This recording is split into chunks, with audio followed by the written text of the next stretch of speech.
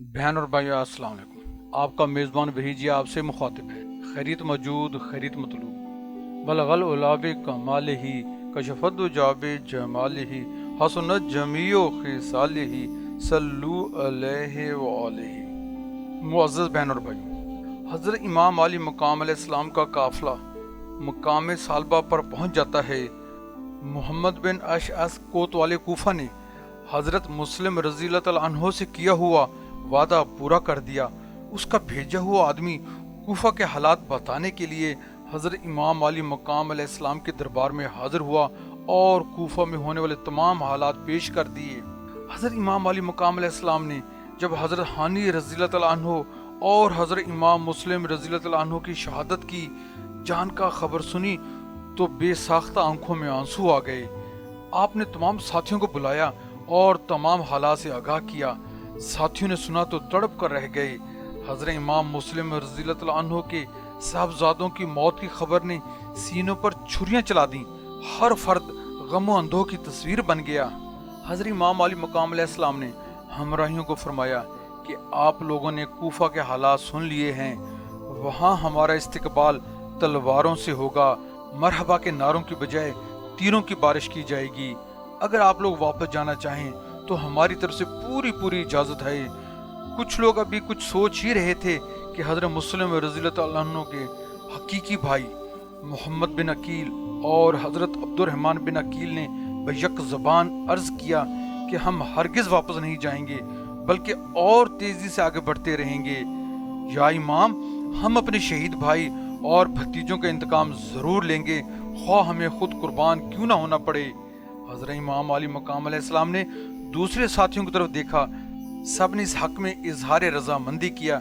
ये मशवरा हज़रत इमाम अली मकाम अलैहिस्सलाम ने अपने ख़ानदान के अफराद से किया था। आपने आइंदा पेश आने वाले हादसात की निशानदेही करते हुए फरमाया कि आप सब लोग फिर एक बार सोच लें, अंजाम को सामने रखकर फैसला करें। लेकिन ख़ानदान अहले बैत के तमाम अफराद ने यही फैसला दिया कि हज़रत मुस्लिम रज़ियल्लाहु तआला अन्हु का इंतकाम हर कीमत पर लिया जाएगा। कुदरत को हज़रत हुसैन अलैहिस्सलाम से जो ख़ास काम लेना था उसके लिए ज़रूरी था कि आपका दामन कहीं भी दागदार ना हो। आपको मौका दिया गया कि साथियों की मुकम्मल रजामंदी हासिल कर लें। इस दर्दनाक खबर को औरतों से कब छुपाया जा सकता था। आप खैमों के अंदर तशरीफ ले गए तो सामने हज़रत मुस्लिम रज़ियल्लाहु तआला अन्हु की साहबजादी पर नजर पड़ी। बच्ची को देखते ही जज्बे रहम से आपका दिल भर आया। ये बच्ची दोनों साहबजादों से बड़ी थी। आप आगे बढ़े और बच्ची के सर पर दस्ते शफकत रख दिया और साथ ही आप ज़ारुकता रोने लगे। बच्ची हैरान हो गई, सरापा इल्तिजा बनकर अर्ज किया, पापा जान क्या बात है? इससे पहले तो आपने मुझे देखकर कभी ऐसा नहीं किया। खैर तो है बाबा जान, आप क्यों रो रहे हैं? मेरे अब्बा जान तो ठीक है ना? मेरे भाई मोहम्मद और इब्राहिम तो खैरियत से है ना? मासूम बच्ची का सवाल था। यह दर्द की तलवार।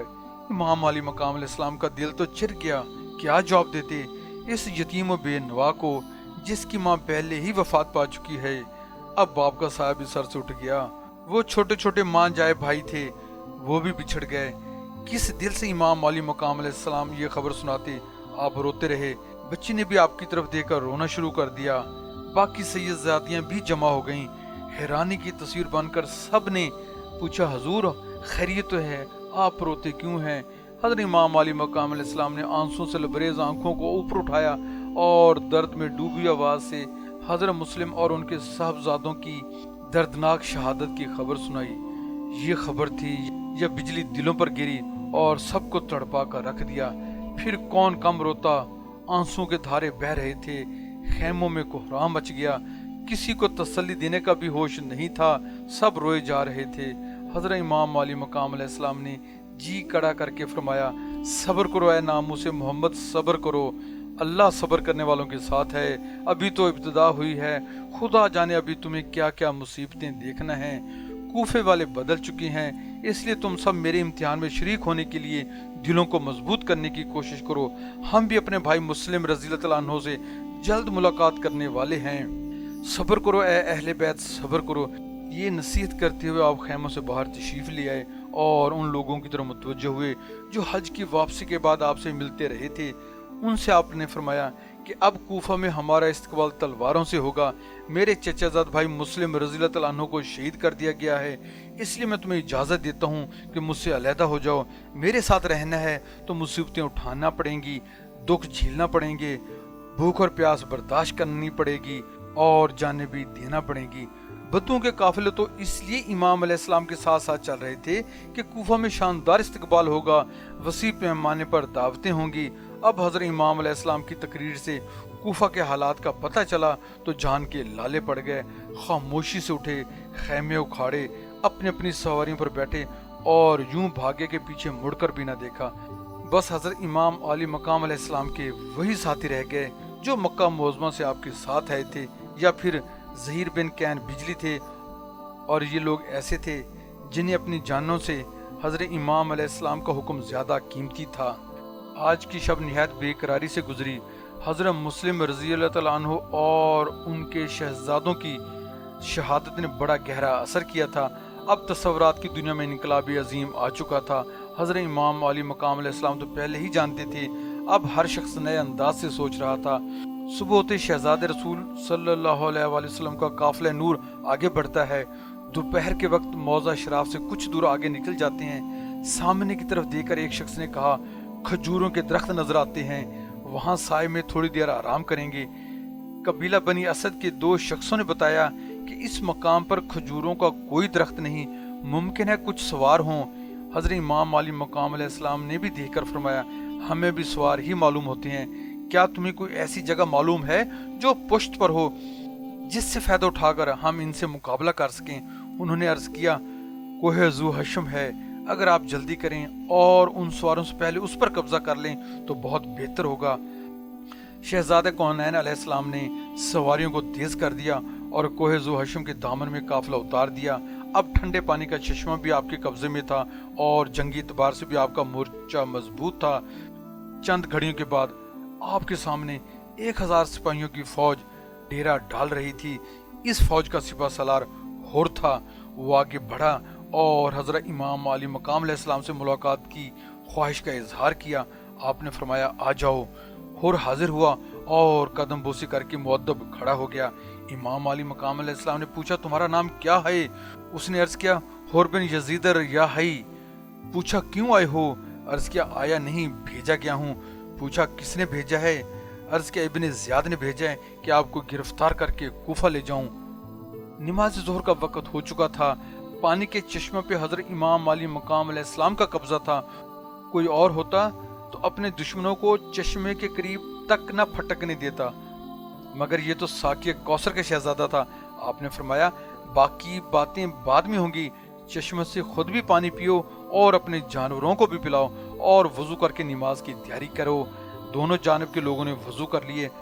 शहजादे कौनैन के शहजादे शबीए मुस्तफ़ा हजरत अली अकबर रज़ियल्लाहु अन्हु ने आज़ान कही, नमाज की तैयारी होने लगी। हजरत इमाम अली मकाम अलैहिस्सलाम ने हुर को मुखातब करके फरमाया, अपने साथियों के इमाम तुम बनोगे या हमारे पीछे नमाज पढ़ोगे?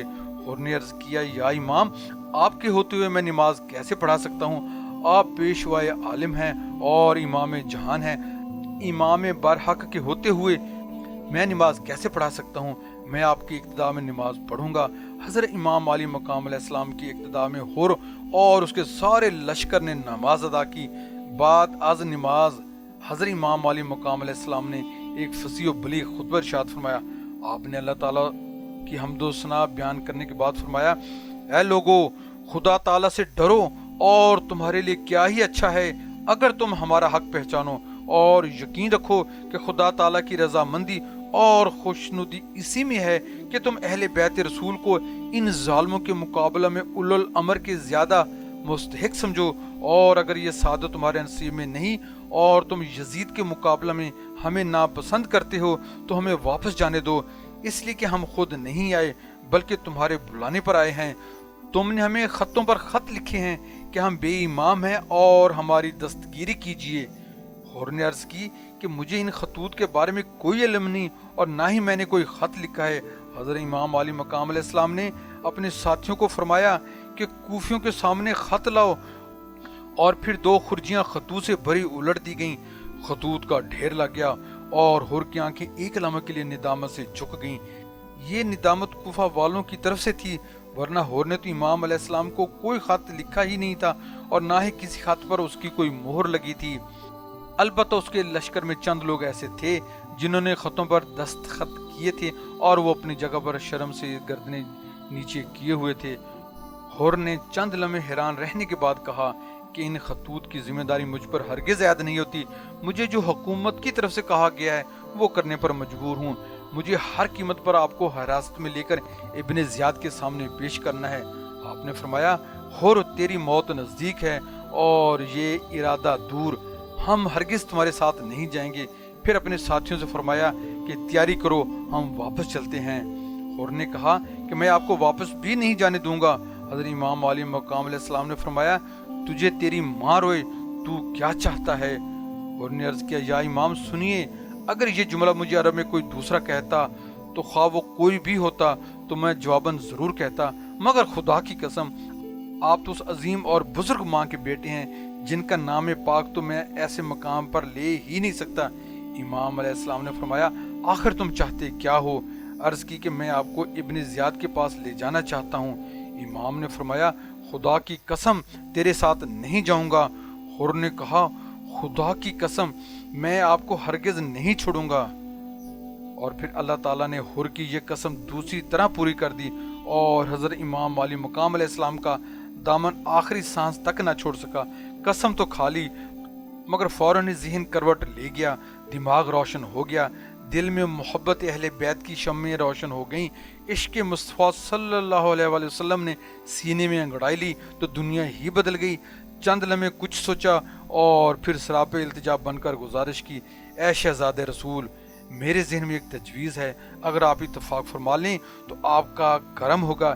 حضرت امام علیہ السلام نے پوچھا، بتاؤ۔ ہور نے کہا، جب تک دن ہے آپ ہمارے ساتھ ساتھ چلیں، کیونکہ ابن زیاد کے جاسوس جگہ جگہ پھیلے ہوئے ہیں۔ جب رات ہو تو میرے لشکر سے ذرا ہٹ کے اپنے خیمے لگا لیں، اور پھر جب رات کو سپاہی سو جائیں تو آپ اپنے قافلے کو جس طرف آپ کا جی چاہے لے جائیں۔ میرے لیے بہانہ بن جائے گا کہ پاک دامنوں کی وجہ سے خیمے الگ لگائے گئے تھے۔ حضرت امام علی مقام علیہ السلام نے یہ تجویز منظور کر لی اور ہور کے لشکر کو یوں خطبہ دیا، اے لوگو، جب تم کسی ظالم کو دیکھو جو ظلم کرتا ہے اور خدا تعالیٰ کی قائم کی حدود کو توڑتا ہے، خدا تعالیٰ کے وعدوں سے انحراف کرتا ہے اور کتاب و سنت کی مخالفت کرتا ہے، مخلوق خدا پر فسق و فجور کی حکومت کرتا ہے، تو ایسے حاکم سے قول اور فعل کے ساتھ مخالفت کرو، اور اگر تم ایسا نہیں کرو گے تو خدا تمہیں اچھا ٹھکانہ نہیں بخشے گا۔ دیکھو، یہ لوگ شیطان کی پیروی اور رحمان سے سرکشی کرتے ہیں، ان کا فتنہ و فساد ازر من الشمس ہے۔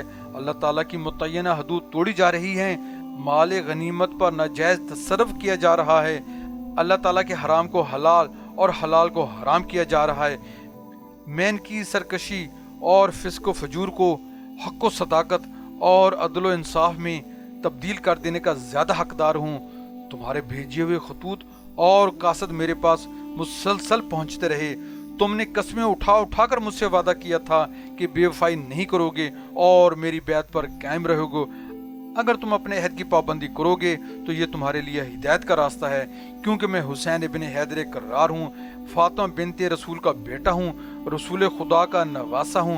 مجھے اپنا نمونہ بناؤ اور مجھ سے گردن نہ موڑو، اور اگر تم اپنا عہد توڑ کر اپنی گردن سے بیعت کا کلاوہ نکال پھینکو تو یہ بھی تم سے بعید نہیں، کیونکہ تم میرے باپ حیدر کرار، میرے برادر حقیقی حسن ابن علی اور چچا زاد بھائی مسلم ابن عقیل سے ایسا ہی کر چکی ہو۔